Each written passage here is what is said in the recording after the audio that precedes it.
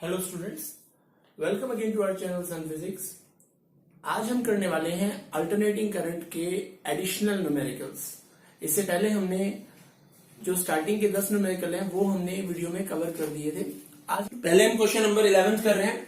11 में देखिए आपके सामने स्टेटमेंट है, एक series LCR circuit connected two variable frequency 230 volt source has L is equal to 5 Henry, C is equal to 80 microfarad and R is equal to 40 ohm। जैसे इसमें diagram में कर देता हूं, ये जो वोल्टेज दे रखी है ये कितनी दी हुई है 230 वोल्ट। रेजिस्टर दे रखा है 40 ओम, ये 40 ओम है। कैपेसिटर दे रखा है 80 microfarad, C is equal to 80 microfarad और L दे रखा है 5 हेनरी। देखिए फर्स्ट क्वेश्चन है, determine the source frequency which derives the circuit in resonance. पहली चीज आपको रेजोनेंट फ्रीक्वेंसी निकालनी है। Second B part, obtain the impedance of the circuit and amplitude of the current at the resonance frequency. और तीसरा है, determine the RMS potential drop यानी कि VRMS across the three element of the circuit, show that the potential drop across LC combination is zero at the resonant frequency। इसका मतलब ये आपके सामने सर्किट है। सबसे पहले पार्ट में हमें इसकी क्या निकालनी है, रेजोनेटिंग फ्रीक्वेंसी। रेजोनेटिंग फ्रीक्वेंसी का सीधा फॉर्मूला है nu is equal to 1/2 pi root L by root L C. तो ये हो जाएगा 1/2 पाई रूट एल की वैल्यू आपके पास कितनी है 5 और ये माइक्रोफैरड में है, इसको फैरड में बदल लेते हैं। 80 इंटू 10⁻⁻6 फैरड, 80 इंटू 10⁻⁻6 फैरड। तो 80 इंटू 5 ये 400 हो जाता है। 400 का रूट 20 बाहर आ जाएगा, तो it can be written as 2 pi into 20 और ये 10⁻⁻6 है तो रूट से बाहर आएगा 10⁻⁻3। एक जीरो इस माइनस से कैंसिल हो जाएगा, तो it can be written as 1/4 pi और ये 100 हो जाएगा, 100 ऊपर ले जाएंगे, दैट इज 25/पाई या फिर 25/3.14। तो अप्रोक्सीमेट 8 हर्ट्ज के आसपास आपका रिजल्ट आएगा। 8 हर्ट्ज जो है वो रेजोनेटिंग फ्रीक्वेंसी रहेगी, पहली चीज। दूसरी चीज में उसने क्या कहा है, बी पार्ट में उसने कहा है रेजोनेटिंग फ्रीक्वेंसी पे Z क्या होगा। Let me remind you the formula of Z। Z was equal to R square plus XL minus XC square, लेकिन रेजोनेंस में एक्सएल और एक्सी बराबर होते हैं, तो Z is equal to R at resonance. तो इसमें हमें कुछ निकालना ही नहीं है क्योंकि R तो गिवन है 40 ओम, तो Z इज इक्वल टू 40 ओम। तो इंपिडेंस एट रेजोनेंट फ्रीक्वेंसी कितना हो गया 40 ओम। नेक्स्ट पार्ट में उसने कहा है, देखिए नेक्स्ट पार्ट में ये तीनों सीरीज में है। आपको नेट वोल्टेज जो दे रखी है, एक बात ध्यान रखिएगा, ये जो वोल्टेज है टोटल वीआरएमएस वोल्टेज है, यानी कि आरएमएस वैल्यू है टोटल वोल्टेज की। अब हमें पता है at resonance IRMS is equal to VRMS by Z minimum, और मैंने बताया Z मिनिमम को हम लिखते हैं R के बराबर, तो ये आ जाएगा 230/40 एम्पियर, या फिर हम इसको 23/4 एम्पियर लिख सकते हैं। ये आपके पास रेजोनेंस पे जो करंट की वैल्यू है जो तीनों में से पास होगा वो आ गई। अब हमें इनके अक्रॉस अलग अलग आरएमएस वैल्यू ऑफ वोल्टेज बतानी है, तो VR is equal to IRMS into R, got it. It will B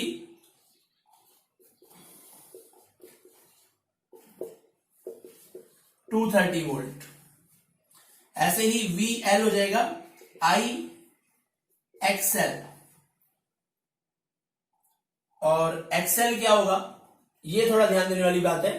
हमारे पास जो फ्रीक्वेंसी आई है दैट इज रेजोनेंट फ्रीक्वेंसी, और उसमें ओमेगा होता है 1/√LC।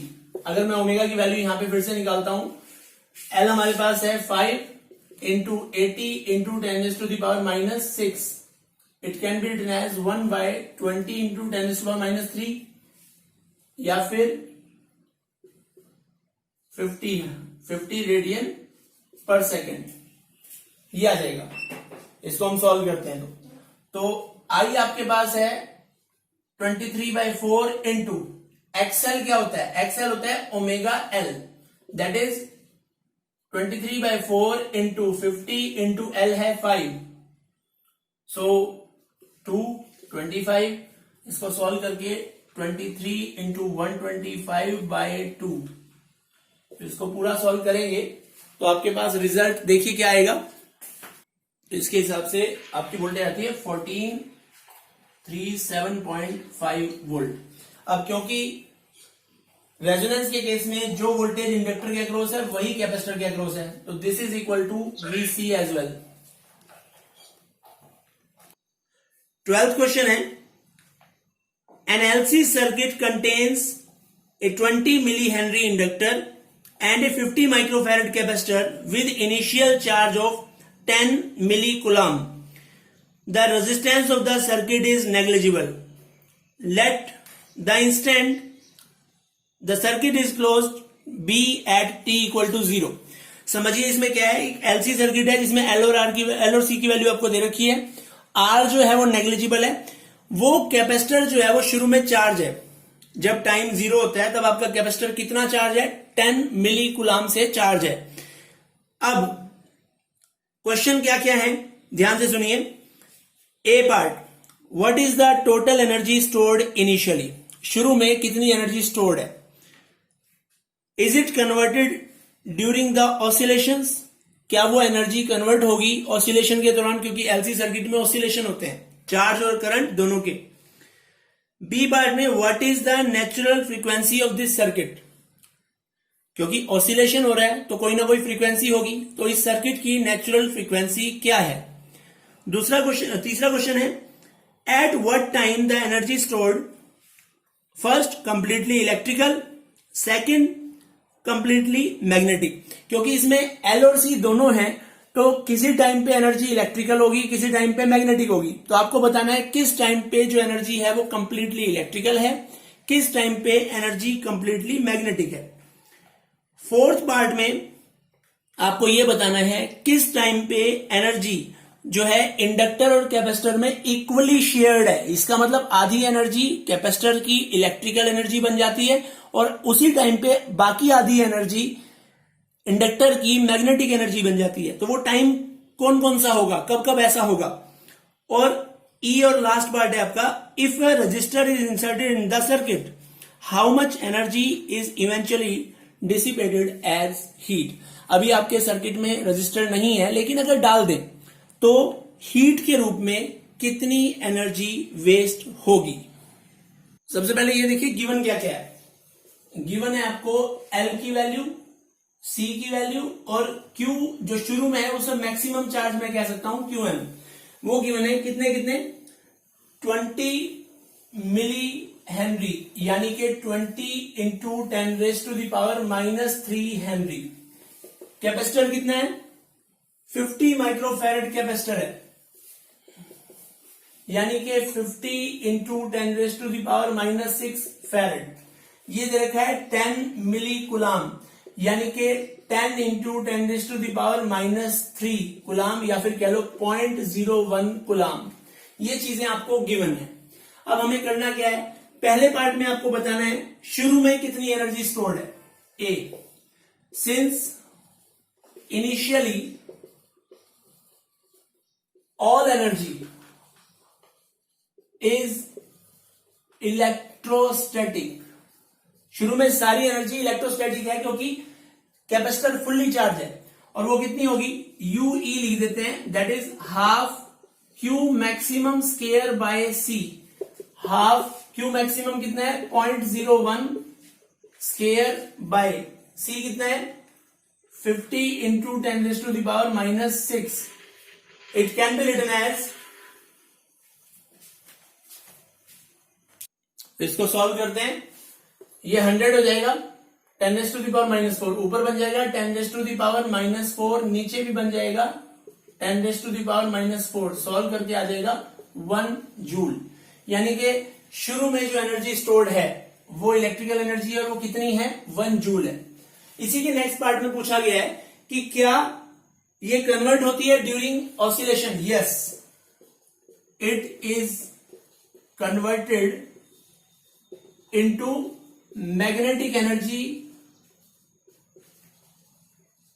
Of inductor. ये इंडक्टर की मैग्नेटिक एनर्जी के रूप में भी स्टोर हो जाती है, मतलब स्टोर नहीं होती, कंटिन्यू ये चेंज होती रहती है। पहले सारी एनर्जी इलेक्ट्रोस्टैटिक, फिर कैपेसिटर डिस्चार्ज होगा और इंडक्टर में एनर्जी ट्रांसफर होनी शुरू होगी, फिर धीरे धीरे सारी एनर्जी इंडक्टर में आ जाएगी। इंडक्टर में सारी मैग्नेटिक एनर्जी है तो कैपेसिटर आपका पूरा डिस्चार्ज है, इलेक्ट्रिकल एनर्जी 0 है। उसके बाद कैपेसिटर अपोजिट डायरेक्शन में चार्ज होना शुरू होता है। ये सब हमने एलसी ऑसिलेशन में पढ़ा था। अगर आपने वो वीडियो नहीं देखा है तो उसका लिंक भी इसके डिस्क्रिप्शन बॉक्स में मिलेगा, वहां जाके देख लेना। अब नेक्स्ट क्वेश्चन देखिए, बी पार्ट। बी पार्ट में उसने ये कहा है कि what is the natural frequency of the circuit.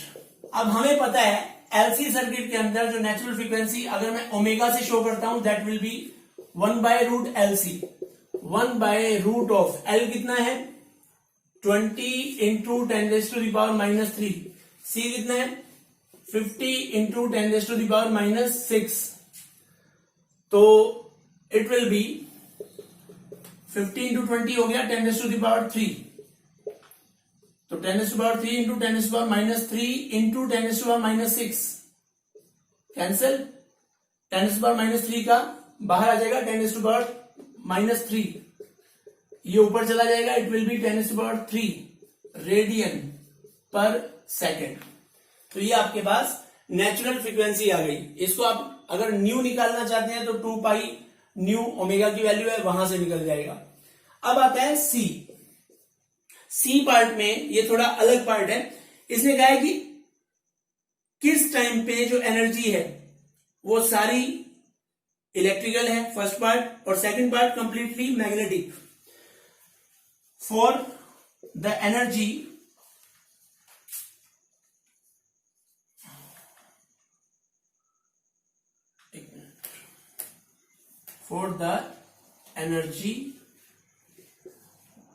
to be completely electrical, to be completely electrical, सारी एनर्जी इलेक्ट्रिकल होने के लिए जो आपका चार्ज है वो मैक्सिमम होना चाहिए। अब हमें पता है किसी भी टाइम पे जो Q होता है that is QM cos omega t। क्यों ले रहा हूं मैं cos? क्योंकि शुरू में आपका चार्ज मैक्सिमम है। इसका मतलब अगर मैं ग्राफ देखूं तो इस तरह से ग्राफ आएगा, शुरू में मैक्सिमम, फिर 0, फिर नेगेटिव मैक्सिमम, फिर 0, फिर पॉजिटिव मैक्सिमम।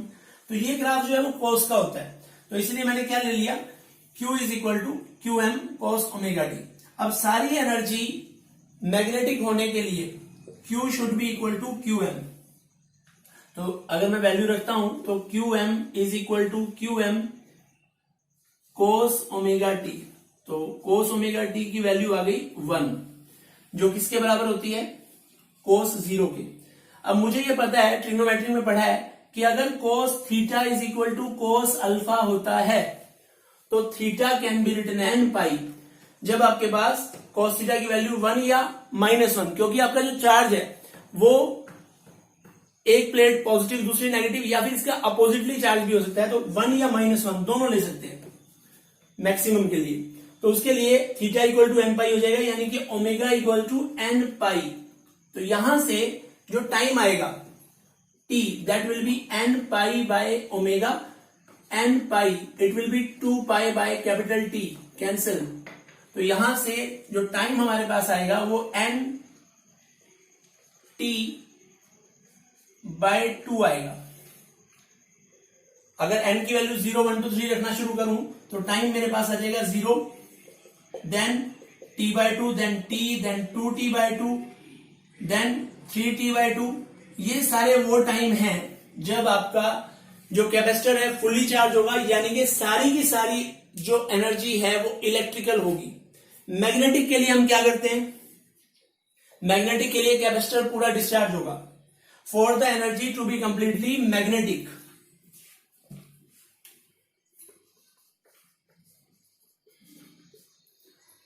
तो मैग्नेटिक होने के लिए क्या करते हैं,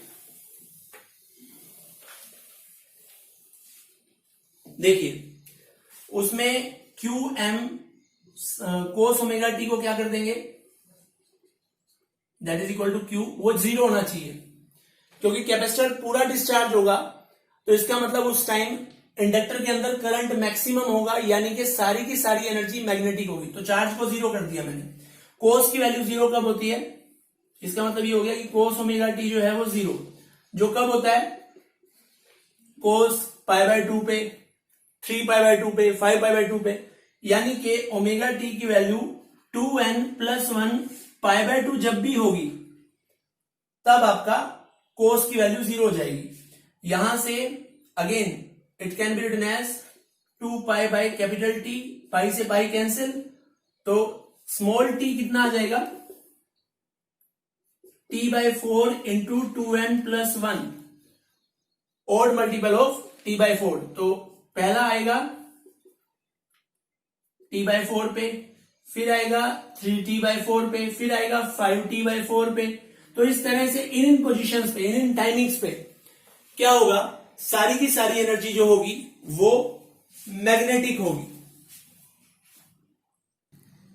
इसका डी पार्ट देखिए, डी पार्ट में कहा है कि at what time the energy is equally distributed between inductor and capacitor, यानी कि आधी एनर्जी कैपेसिटर को मिले और आधी इंडक्टर को मिले। देखिए मैं सिर्फ कैपेसिटर की एनर्जी से ही इसको सॉल्व कर सकता हूं। कैसे, हमें पता है कैपेसिटर की energy UE that is half Q²/C।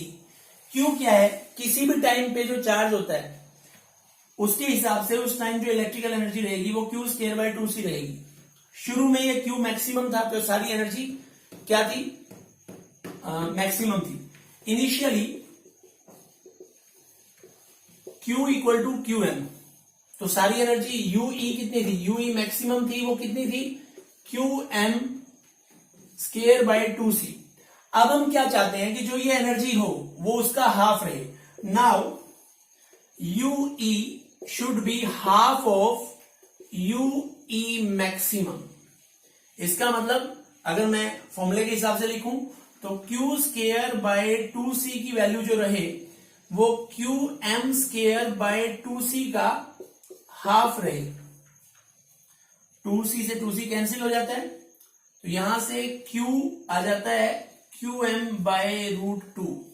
अब Q की वैल्यू हमने अभी पढ़ी थी, Q क्या होता है, Qm cos omega t is equal to Qm/√2। Qm से Qm कैंसिल, तो यहां से cos ओमेगा t की वैल्यू मेरे पास क्या आ जाती है, 1/√2 आ जाती है। 1/√2 cos π/4 की वैल्यू होती है, ठीक है। इसके अलावा I can write omega T is equal to 2n+1 π/4। ये जनरल वैल्यू है कि जब cos theta equal to cos alpha then theta is equal to 2n+1 into alpha, ये हो जाता है। ये आपने मैथ्स में पढ़ा भी होगा। तो अब अगर मैं फिर से यहां ओमेगा टी की वैल्यू 2π/T रखता हूं into T is equal to 2n+1 π/4, pi से पाई कैंसिल हो जाएगा, या फिर यहां से मेरे पास जो t की जनरल वैल्यू आएगी वो आएगी 2n+1 T/8। ये जनरल वैल्यू आ गई। अब आप इसमें n को पहले 0 रखो, फिर 1 रखो, फिर 2 रखो, तो जो टाइमिंग्स आती चली जाएंगी उन टाइमिंग्स पे आधी एनर्जी इलेक्ट्रोस्टैटिक होगी और आधी एनर्जी मैग्नेटिक होगी। यानी कि कौन कौन सी टाइमिंग होगी वो, t इज इक्वल टू, एक तो T/8 आ जाएगा जब n को 0 रखोगे, फिर n को 1 रखो तो 2 इंटू 1, 2 + 1 3, 3t/8 आ जाएगा। फिर n को अब 2 रखो, 5t/8 आ जाएगा। ठीक है, इस तरह से टाइमिंग्स आती जाएंगी। इन टाइमिंग्स पे क्या होगा, आधी एनर्जी इलेक्ट्रोस्टैटिक होगी और आधी मैग्नेटिक होगी, यानी कि energy will be shared equally between inductor and capacitor. E part देखिए, ई पार्ट में क्या है कि अगर इसमें आर डाल दें तो क्या होगा। अब जब किसी भी सर्किट में रजिस्टर का क्या रोल होता है, रजिस्टर का रोल होता है हीट की फॉर्म में एनर्जी को वेस्ट करना। देखो अगर आप बिना आर के देखो इसको, तो मान लिया इस तरह से आपके ऑसिलेशन होते हैं सपोज, इन ऑसिलेशंस को कहा जाता है अनडैम्प्ड ऑसिलेशंस। ये अनडैम्प्ड ऑसिलेशन होते हैं बेटा। लेकिन जब हीट आ जाती है तो ये ऑसिलेशन डैम्प्ड होने शुरू हो जाते हैं, यानी कि इसकी जो शेप बन जाएगी वो ऐसे हो जाएगी। ऐसे होने का मतलब, ये तो डॉटेड बना देते हैं, एम्पलीट्यूड जो है वो लगातार क्या होता जा रहा है, कम होता जा रहा है। इसका मतलब एनर्जी क्या हो रही है, वो हीट की फॉर्म में वेस्ट हो रही है। तो धीरे धीरे करके ये बिल्कुल जीरो हो जाएगा ऐसे। इसका मतलब सारी एनर्जी हीट के रूप में वेस्ट हो जाएगी। सारी एनर्जी मतलब कितनी, जो शुरू में थी, all energy that is equal to 1 joule will be dissipated as heat. तो सारी की सारी एनर्जी जो है वो हीट के रूप में वेस्ट हो जाएगी। अब इस वीडियो को हम यहीं पे फिनिश करते हैं। नेक्स्ट वीडियो में हम इससे अगले क्वेश्चंस के बारे में बात करेंगे। तो तब तक के लिए आप इस वीडियो को देखिए, अच्छे से नोट्स वगैरह प्रिपेयर कीजिए। मे बी कुछ स्कूल्स में अभी एग्जाम्स भी होंगे, जैसे भी आपका ऑनलाइन ऑफलाइन सिस्टम होगा, तो आप इनको अच्छे से प्रिपेयर करेंगे तो आपको एग्जाम में ये हेल्पफुल होंगे। Thank you and you can like, share and subscribe अगर आपको ये हेल्पफुल लगता है, और बेल आइकन प्रेस करना ना भूलें।